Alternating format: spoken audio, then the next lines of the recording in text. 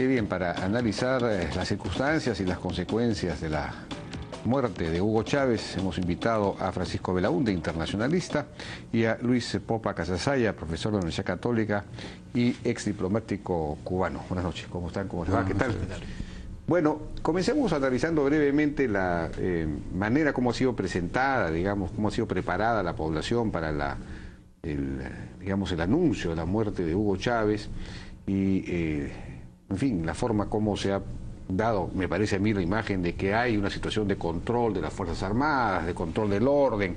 En la mañana el señor Maduro acusó a buena cuenta a Estados Unidos de haber inoculado el cáncer a Hugo Chávez y también anunció persecución, en fin, a aquellos que de alguna manera estarían tratando de desestabilizar o difundir rumores. Era una manera, a mi juicio, preventiva, de una manera de prevenir cualquier desborde posible. ¿Cuál es la explicación de esta, digamos, hay temor a que pueda haber un desborde, se está creando un clima de agresión externa? ¿Cuál es la idea? ¿Tienes alguna interpretación acerca de esto o es normal? Bueno, yo creo que es una parte un poco de la escenificación de este tipo de gobiernos, ¿no? Quieren mostrar, es un régimen cívico-militar en el fondo, ¿no? Aparecen estos militares, además adhiriendo totalmente a la persona de Hugo Chávez, cuando supone que las Fuerzas Armadas se supone que son en cualquier país son neutrales, ¿no? Esta cosa del complot, bueno, forma parte también un poco de la esta obsesión por la conspiración. Recordemos que cuando les vino el cáncer de Hugo Chávez, el mismo Chávez en algún momento habló del cáncer de Lugo de Paraguay, habló de la muerte de Kirchner, como diciendo que había una conspiración norteamericana. O sea, no es la primera vez. O sea, hay una suerte de fascinación porque por el cáncer no se puede inocular. Así es, ¿no? El SIDA sí, ¿no? Sí. Pero el cáncer es incontagiable. El término es curioso, efectivamente. Creo que para cualquier médico escucha eso y dice, bueno, ¿de qué está hablando, no? Pero fue una parte es que lo que pasa es que es un poco esta tendencia de estos gobiernos en que los adversarios no son adversarios, son enemigos. Ellos conciben la política como una guerra, ¿no? Claro. Entonces, entonces esta obsesión por la conspiración está muy presente y porque además también justifica actitudes, digamos, autoritarias, es también una forma de mantener a la población unida también, ¿no? Claro. Es jugando con esta fantasía, con estos fantasmas de la conspiración, bueno, pues se mantiene a la población unida. Yo creo que es un recurso básicamente político. No creo que ellos estén esperando que vaya a haber en realidad nada, ¿no? Incluso en última instancia electoral, para cuando haya elecciones. Exactamente, exactamente. No sé si opina lo mismo. ¿Qué es lo que, digamos, el siguiente paso en este momento? ¿Es si va a haber elecciones o el señor Maduro va a culminar el proceso, el periodo de Hugo Chávez? ¿Qué va a pasar? Bueno, tenemos que tener primero claro que Hugo Chávez no ha juramentado todavía. Sí, pues. No ha juramentado, o sea, hay un vacío legal ahí. O sea, Maduro ahora queda, desde el punto de vista del marco jurídico constitucional, queda en el aire, en primer término. Entonces, ya el Tribunal Constitucional, no sé cómo se llama en Venezuela el nombre que tiene, pero el ente jurídico de la República Bolivariana, vamos a llamarla así, tiene que... Consejo Superior de Justicia. Creo que se llama así, tiene que convocar elecciones ya, porque Maduro, la figura de Maduro como vicepresidente no tiene validez, porque además recordemos que el vicepresidente de Chávez era el que es canciller ahora, Elías House, ¿no? ¿No es cierto? Y entonces, bueno... Es el Chávez anterior. El de anterior, claro. Ya el periodo de Chávez termina, entonces Chávez no jura como presidente de la República. Claro. Yo quería anotar algo que es importante, que decía el señor Belaúnde, y es que el concepto de seguridad nacional en estos tipos de regímenes cobra mucha relevancia cuando el líder enferma. Tenemos que recordar que la enfermedad de Chávez de cierta manera se parece en algo a cómo se llevó la enfermedad del expresidente Fidel Castro. Acuérdense que Fidel Castro escribe y dice, mi enfermedad, mismo lo pone, es un problema de seguridad del Estado. Y Chávez se copió así. Chávez está internado en el CIMEX, que es una clínica muy privada que hay en Cuba para la dirigencia cubana, y todo fue un hermetismo. Yo soy de la opinión y creo de que Chávez salió de Cuba ya con las horas contadas. Yo creo que al gobierno cubano le era muy gordo, muy grueso, que Chávez se muriera. Chávez llega a Venezuela prácticamente ya con muerto, si se puede decir. Un estado terminal. Un estado terminal, exactamente. Y lo otro de la conspiración, y esto del cáncer que se lo inocularon, esta mañana hablaba Maduro, Maduro hace referencia un poco a esta conspiración de la muerte de Yasser Arafat. Recordemos, él hace mención a eso, y entonces un poco que trae a coalición eso y dice, bueno, esto puede haber pasado así, a Chávez lo han matado, ¿no? Lo han inoculado el cáncer. Sin embargo, en CNN salió este médico peruano, que siempre lo consultamos mucho, Elmer Huerta, y dijo, eso es un imposible, eso científicamente no tiene ni pie ni cabeza. Sí, pues el cáncer no se puede inocular. Exactamente. No se puede inocular. Ahora, claro, esto está dentro del contexto de lo que le llaman la teoría del linkage, o sea, el adversario de afuera es mi enemigo. Claro. Y entonces los que están adentro, o el majunje, como él le dice, el mediocre al señor Capriles, es un títere del imperio. Claro. Y entonces lo ningunea. Claro. O sea, la oposición venezolana está ninguneada, está vista como un apéndice del imperio, y es una práctica que se utiliza en estos tipos de regímenes, ¿no? Y eso también tiene un valor electoral, es decir, si va a haber elecciones dentro de poco, claro, todos aquellos que están, todos los que no están con nosotros son enemigos. Son enemigos. Son enemigos. Claro, son enemigos y ahora son yanquis o son yanquis o lo que fuese. Son yanquis. Ahora uno tiene que centrarse un poco en la figura de Maduro, ¿ah? Acuérdense que Maduro es el hombre con el que él designa antes de partir a La Habana. Y Maduro, dentro de este liderazgo donde está Diosdado Cabello, todo, es el hombre que es más elocuente, tiene ese dramatismo, esa elocuencia muy chavista. Tiene ese estilo chavista, sí, llegar, por supuesto, sobre todo de no debatir ideas, sino de desprestigiar al enemigo personalmente. O sea, la ofensa personal era de desprestigio personalmente, pero no discuto las ideas contigo. Y es un estilo muy de Chávez y de toda esta serie de personajes, ¿no? Bueno, desde el punto de vista legal o constitucional, ¿correspondería ahora hacer elecciones? ¿O? Sí, normalmente son 30 días. 30 días. Ahora, efectivamente hay una especie de... 30 días sí puede ganar Maduro, entonces, obviamente, sí, porque están creando este clima. Claro, lo más probable que, digamos, el efecto por la muerte de Chávez, esto es la tristeza, la simpatía que hay, lo más probable es que vaya a ganar Maduro, ¿no? Pero efectivamente hay una situación un poco extraña desde el punto de vista constitucional, por esto que nunca llegó a juramentar Chávez, ¿no? Entonces, tanto es así que en la mañana salió un parlamentario oficialista a decir que habían elecciones, podrían haber en 6 meses, pero la Constitución es muy clara, dice hablar de 30 días.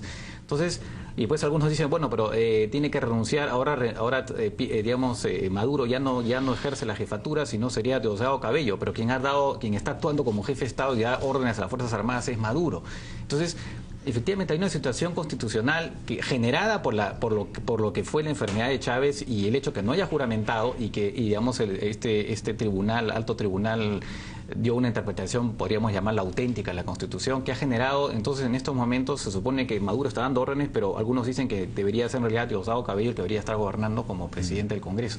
Entonces hay una situación, pero lo que sí es claro es que de acuerdo a la Constitución tiene que haber elecciones en 30 días y ahí sí yo también pienso que en estos momentos Maduro llevaría todas las de ganar, ¿no? Porque 30 días es un periodo muy corto, ¿no? Y todavía vamos a estar dentro del halo, digamos, de la muerte de Hugo, digamos, el ambiente dramático creado por la muerte de Hugo Chávez, o sea que... Le da mucha ventaja a Maduro. Sí, ahí el más perjudicado es la oposición venezolana, porque incluso ya se está hablando de que hay ciertos sectores de la oposición que tienen algunos resquemores y resentimientos con Capriles, pero Capriles podrán tener mucho resentimiento, pero es el único hombre llamado a hacerle frente a Maduro. Yo no veo otro. Claro, pero yo pienso que de repente no le conviene a Capriles presentarse, porque ya viene de una derrota en las presidenciales muy reciente. Claro, es cierto que ha ganado en el interín estas elecciones para la gobernación, pero volver a perder en muy poco tiempo una elección presidencial, probablemente él diga, ¿saben qué? Mejor le doy la pelota a otra persona, ¿no? ¿Hay algún otro que pudiera asumir el papel?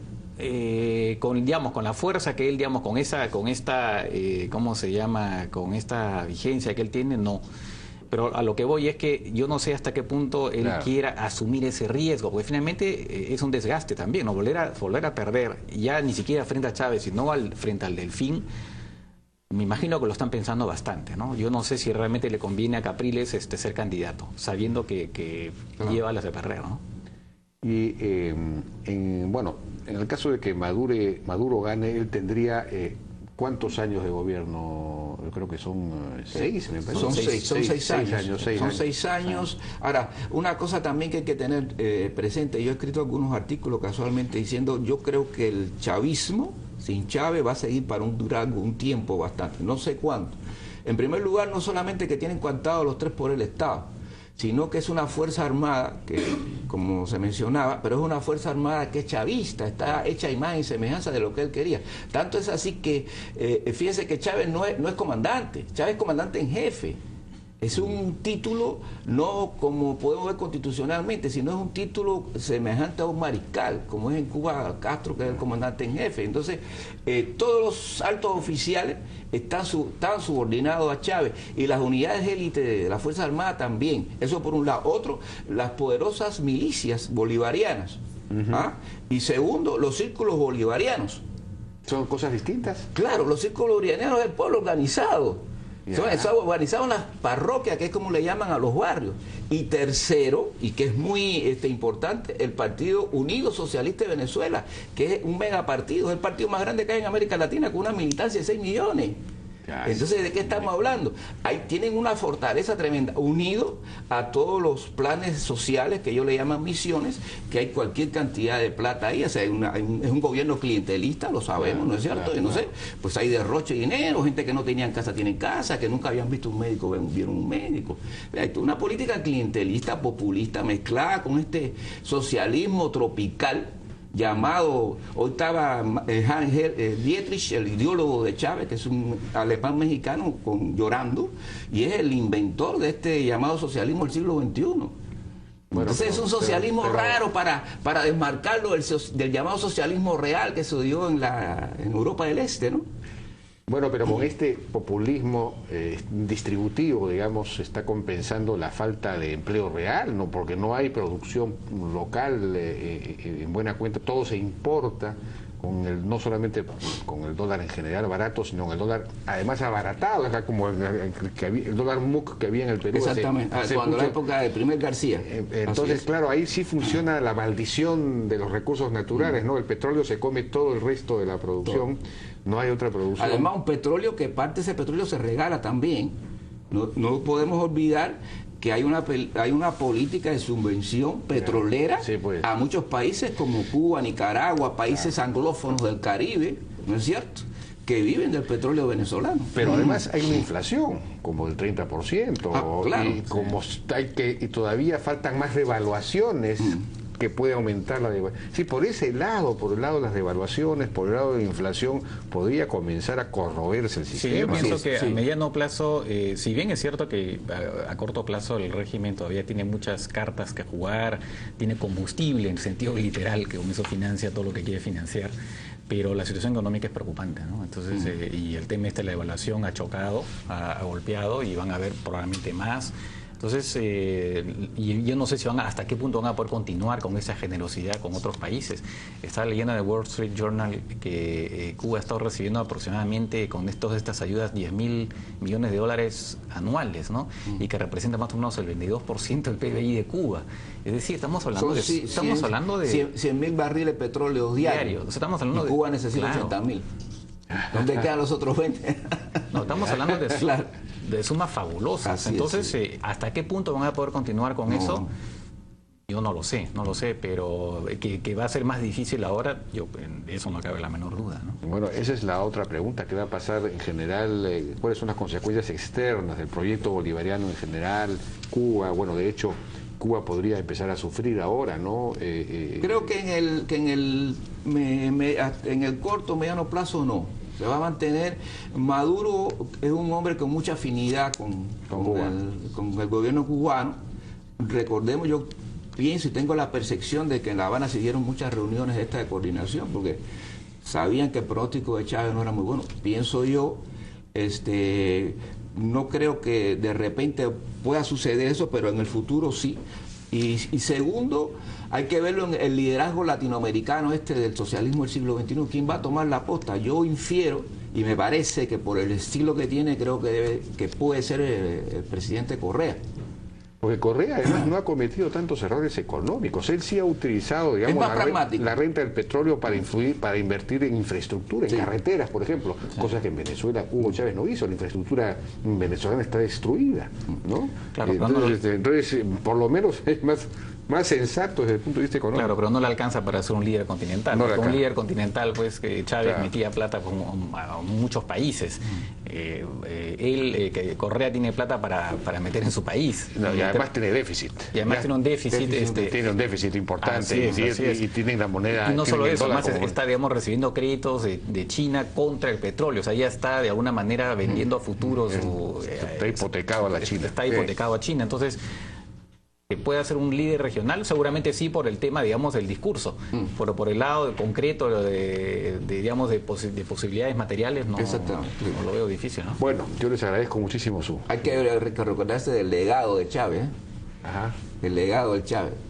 Hay quien puede estar a favor o en contra de Chávez, pero Chávez va a dejar un legado. Ahí están las manifestaciones y veremos en estos días cómo van a ser las manifestaciones, no solamente en Venezuela, sino en muchos países. Sí, pues vamos a ver qué pasa. Tiene muchos partidarios. Sí, así es, pero esta vez quizás haya menos plata que alimenten a esos partidarios. Bueno, muchísimas gracias a nuestros invitados Francisco Belaúnde y el señor Luis Popa. Vamos a una pausa, vamos a regresar ahora con Mauricio Mulder y Marisol Pérez Tello por la presentación del ministro del Interior en el Congreso de la República.